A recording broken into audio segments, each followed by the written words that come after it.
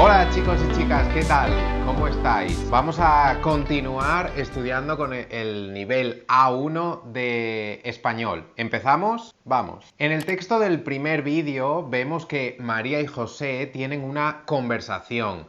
Tienen un diálogo entre ellos. En esta conversación utilizan una serie de expresiones para saludarse y para presentarse. Ahora vamos a leer de nuevo el texto, la conversación entre María y José, y nos fijamos en el momento en el que utilizan estas expresiones. Hola, buenos días, mucho gusto, encantada. Buenos días, ¿qué tal? Hola, bien, gracias. ¿Cómo te llamas? Me llamo María. ¿Y tú? Soy José. Encantada, José. Mucho gusto, María. ¿De dónde eres? Soy español, de Barcelona. ¿Y tú? Soy mexicana. ¿Y de qué trabajas? Soy informática. ¿Y tú? ¿De qué trabajas? Yo trabajo como profesor de español. ¿Cuántos años tienes? Tengo 25 años. ¿Y tú? Yo tengo 42 años. ¿Sí? ¿Lo hemos visto? Pues ahora vamos a estudiar más expresiones de cortesía. Para saludar, cuando conocemos a una persona o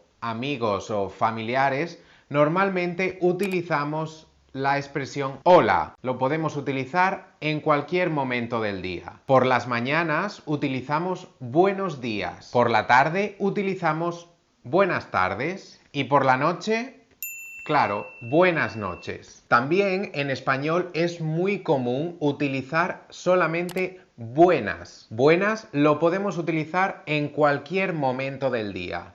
Da igual si es por la mañana, por la tarde o por la noche. Solamente decimos buenas. Y para despedirse podemos utilizar adiós, hasta luego, nos vemos. Y para presentarse, cuando conocemos a una persona nueva, cuando nos presentan a una persona, podemos utilizar mucho gusto o encantado, encantada. Mucho gusto y encantado o encantada significan lo mismo. La única diferencia es que un hombre utiliza encantado y una mujer utiliza encantada. ¿Qué tal? ¿Todo claro? Ya sabéis que podéis seguir a BCNLib en todas las redes sociales. También podéis escribir comentarios en el vídeo y nosotros nos vemos en el siguiente vídeo. ¡Hasta luego! Tenemos una clase online totalmente gratuita para vosotros. ¡Te esperamos!